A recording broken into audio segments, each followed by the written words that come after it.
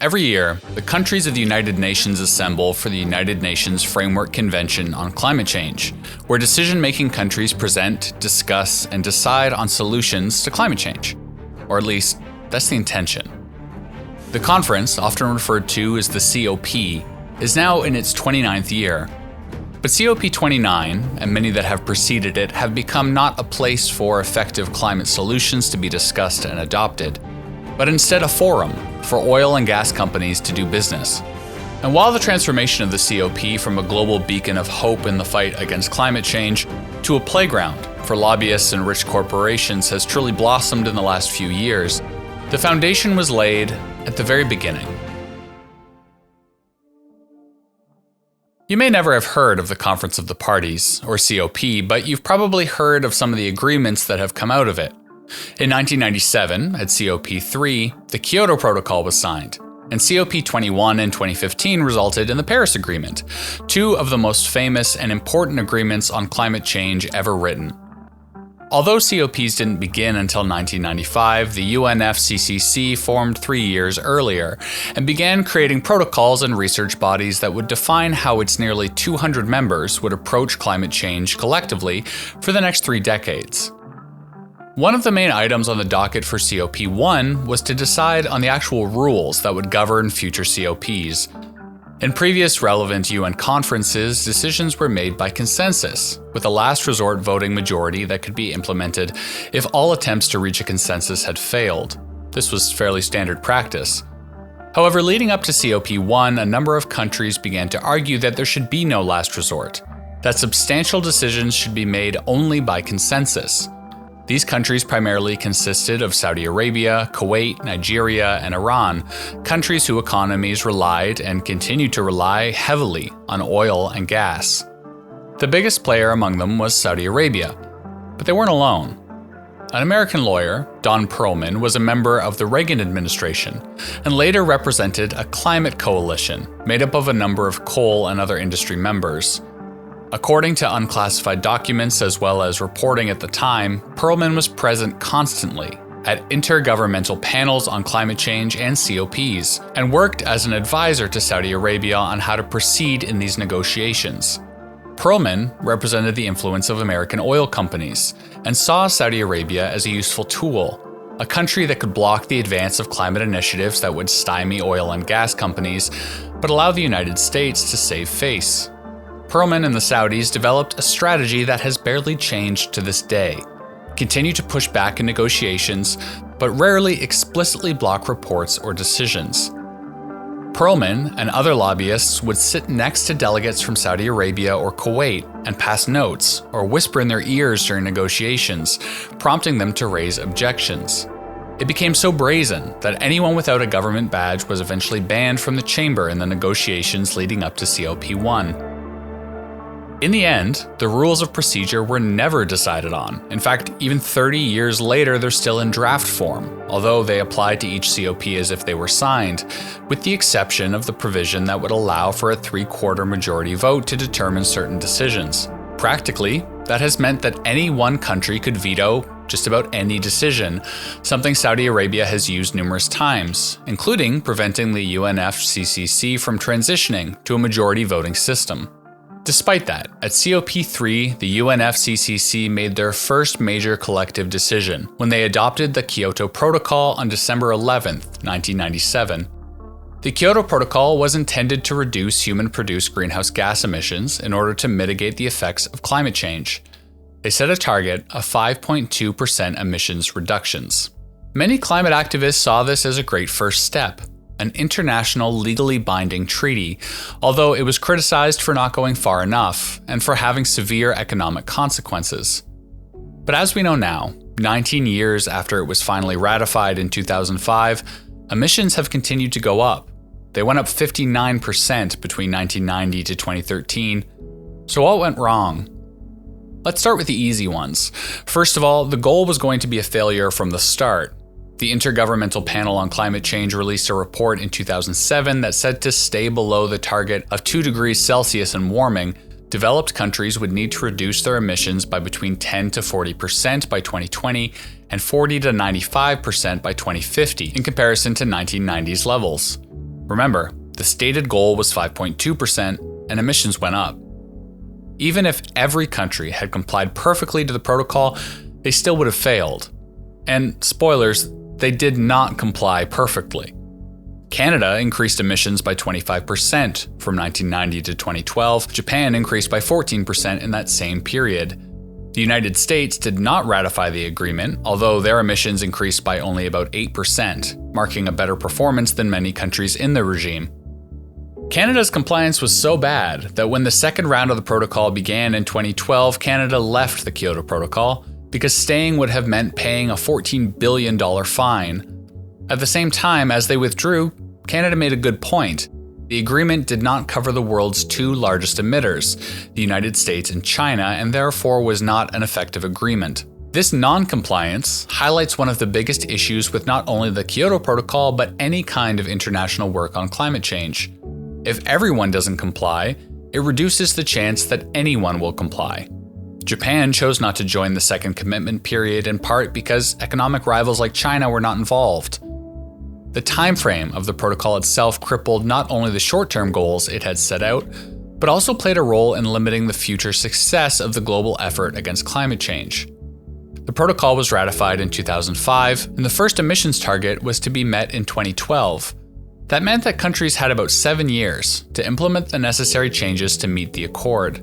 That may seem like a long time, but it really isn't. The result was that many countries made simple short-term choices, like moving from coal to natural gas, which did result in emissions reductions technically, but continued to produce greenhouse gases. If given more time or a longer period of commitment, countries may have committed to switching to nuclear, something that takes 5 to 7 years on its own, or put more time and money into R&D that would have developed innovative new technologies. Instead, they chose the simplest, fastest option. There are many other areas where we can criticize the ineffectiveness of the Kyoto Protocol, but there's one in particular that is the most nefarious: the way that emissions were measured. In the negotiations for establishing the protocol, an important and seemingly very logical and ethical idea was proposed. The Global South should not be included in the regime in the same way as the Global North. After all, less wealthy nations should not need to sacrifice poverty alleviation, economic or social growth in order to reduce emissions when the developed world was, at the time, responsible for the majority of emissions. As such, developed nations were measured by their net emissions, and emissions were attributed to the country that produced the greenhouse gas, not the country in which the goods produced by that process were consumed. This meant that the Global North could continue and escalate what they have always been very good at: exploiting the Global South. Between 1990 to 2008, the UK is credited with an 18% decrease in their emissions. Yet when you take into account production that was moved to other countries and the cost of consumption in the UK, we see instead an overall 20% increase in emissions globally. Today, over half of greenhouse gas emissions come from resource extraction, while the Global North consumes at least 6 times more of those resources than the Global South and generates 10 times the climate impacts. In simple terms, the Kyoto Protocol encouraged and perpetuated the process of rich countries exploiting poorer countries for resource extraction, massively increasing their greenhouse gas emissions in order to consume those resources at a rate much higher than the countries in which they were being extracted, all while making it seem like these rich countries were taking steps under the protocol to reduce their emissions. Not to be deterred, the COP tried again with a new legally binding treaty. The Paris Agreement was adopted on December 12, 2015 at COP21 and entered into force the next year. But just as at the beginning, when the voting rules were discussed and some of the provisions of the Kyoto Protocol were added, big oil and gas was there to exert their influence over the Paris Agreement too. Since COP9 in 2003, employees of fossil fuel companies started attending the conferences in droves, which isn't necessarily a bad thing. The idea behind admitting fossil fuel companies is to include them in climate change talks. Simply saying that fossil fuels companies should not exist is not practical. By including them in the process, they are encouraged to present new and innovative ways that they are reducing their carbon footprint. That's not at all the way it's worked out, but we'll get into that more in a minute. The result is that by 2015, when the Paris Agreement was being negotiated, representatives of the world's biggest oil and gas companies were present. Shell executive David Hone admitted publicly during a panel at COP24 that Shell is at least in part responsible for Article 6 of the Paris Agreement by lobbying members of the European Union prior to negotiations. Article 6 proposes carbon markets as one of the main ways that big polluters can reduce their emissions. Carbon markets are where a company can buy and sell credits to offset their emissions. If Company A significantly reduces their emissions, they can sell a credit to Company B, who has exceeded their target, allowing Company B to offset their own emissions. It's a cost-effective way to reduce greenhouse gas emissions as it provides a financial incentive to companies. Carbon markets are not bad necessarily, but they have been heavily criticized as a mechanism for greenwashing. Additionally, carbon markets allow companies to ignore local concerns. Shell is partially responsible for making the Niger River Delta one of the most oil-polluted places on Earth. But it's fine, because they can offset that pollution by purchasing a carbon credit. The Paris Agreement has no problem with that. My point here is not necessarily that the inclusion of carbon markets in the Paris Agreement is a bad decision, but that it is the most beneficial decision for oil and gas companies. Often, carbon markets result in a lack of other regulation on oil. Purchasing a credit is simple, and companies like Shell can partially pass on that cost to consumers anyways. And it perpetuates what may be one of the most dangerous long-term ideas around climate change: that oil and gas companies are an inevitability, that their emissions cannot be reduced to zero, and the only way to manage them is by implementing market solutions that result in some kind of overall reduction rather than holistic solutions that phase out our overall reliance on fossil fuels. For the world to meet its emissions goals by the end of the century, oil and gas use will have to decline by 87% and 74%, respectively. And most dangerous of all, that fossil fuel companies who are most responsible for climate change are intimately involved in deciding how the world will try and solve the crisis. While their involvement in the Paris Agreement may have been a victory for fossil fuel companies, it was barely the tip of the iceberg for their dominance of the COP. An independent investigation by Corporate Europe Observatory found that fossil fuel lobbyists had attended UN climate talks more than 7,000 times. Representatives of the world's largest fossil fuel companies have attended COPs over 6,500 times. Staff of the big five oil companies, ExxonMobil, Chevron, Shell, BP, and Total Energies, have been given at least 267 passes to negotiations at COPs since COP9. But many invited delegates don't share the organization they work for or the interests they represent, making it difficult to track who exactly is there for what purpose. At COP24, held in Poland, not only were fossil fuel companies present in numbers, the EU's largest producer of high-quality coking coal was among several coal companies that were sponsoring parties for the climate talks. At the time, 80% of Poland's energy came from coal, making it one of the most polluted countries in the EU. COP26 in Glasgow was criticized for collecting £33 million from fossil fuel companies in sponsorships. Amidst calls for accountability and conflict of interest standards at COPs, the UN finally took a step, requiring that delegates declare who they're representing in 2023. But that action is not enough, because it's not simply the fossil fuel companies showing up and throwing a wrench in things. They're there because the government of a country has allowed them to be, and often the two have the same goals. At COP27 in Egypt, Canada pushed for Pathways Alliance, a group of Canadian oil sands companies, to host a special event with the intention of changing the international narrative of the oil sands. Documents show that Pathways Alliance told the Liberal government their desired outcome was to improve the perception of the oil sands. And Canada wanted that too. The oil sands companies would give a presentation that would demonstrate they were in alignment with Canada on emissions reductions, and that the oil sands were much cleaner than they were perceived to be. Pathways Alliance launched a new page on their website outlining all of their environmentally friendly practices and initiatives. Pathways Alliance gave their presentation, but just days later, the Canadian government began a process that eventually led to new legal standards, requiring that fossil fuel companies actually have evidence to support their environmental claims in an attempt to cut down on greenwashing. Pathways Alliance deleted information off their website and social feeds related to their environmental initiatives. In 2021, it was decided that COP28, held in 2023, would be in the United Arab Emirates. The person in charge of COP28 was Sultan Al Jaber, the CEO of the Abu Dhabi National Oil Company, or ADNOC, the company at the heart of the UAE's oil industry.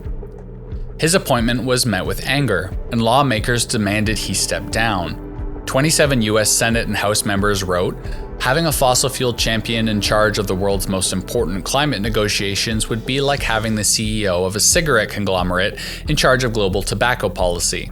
It risks undermining the very essence of what is trying to be accomplished."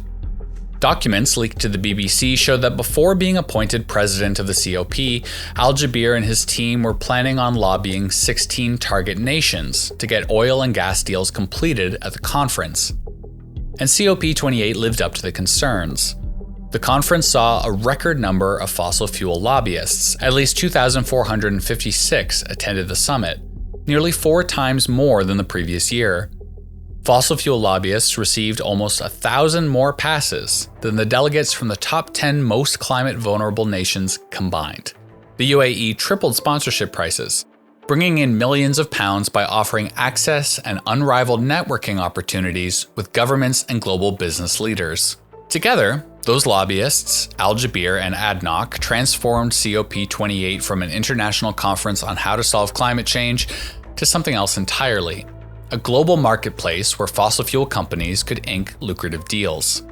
ADNOC pursued nearly $100 billion in new deals in 2023, nearly 5 times what they pursued the previous year. In the end, they were able to pursue partnerships with 11 of the 16 countries they had originally targeted before the conference. In the media, COP28 was hailed as a massive success. The New York Times suggested it meant the world was moving away from oil. The final text called for a transition away from fossil fuels in energy systems. If you read that closely, what it doesn't call for is a transition away from fossil fuels production.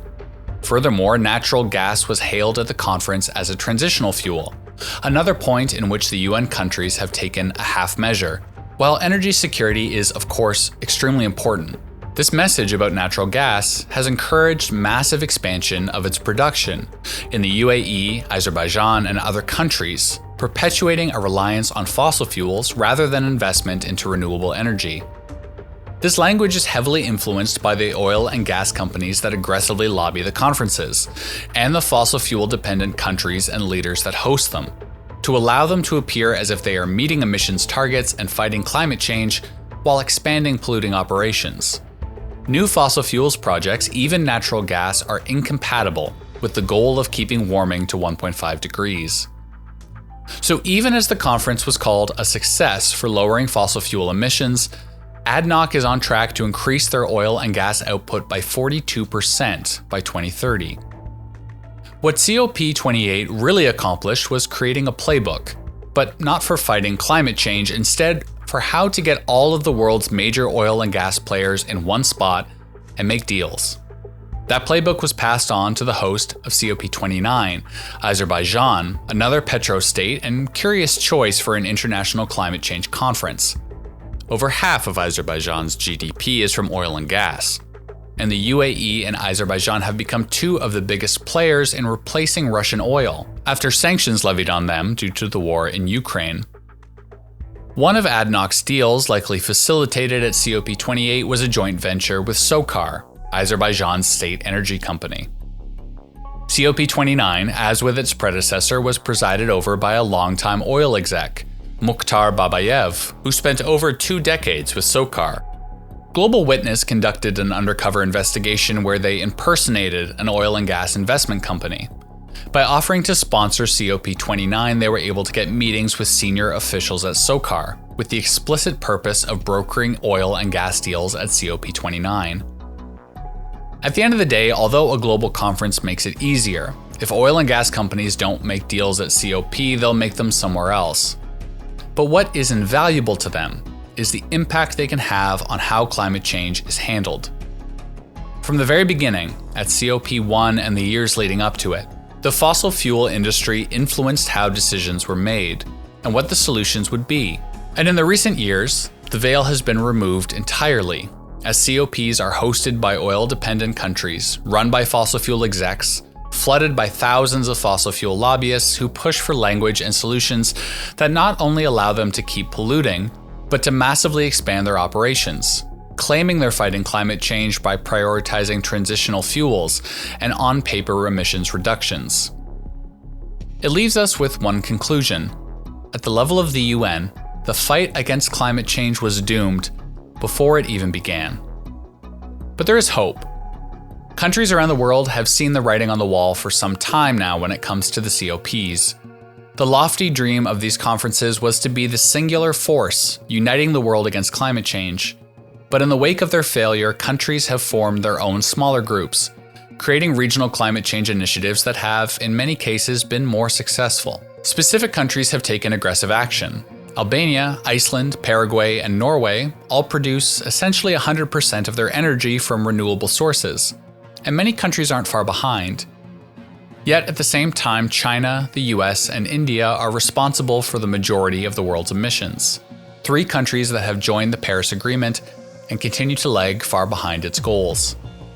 As long as those countries, and others like them, continue to prioritize the needs of the energy giants that lobby them, the goal of 1.5 or even 2 degrees is likely impossible.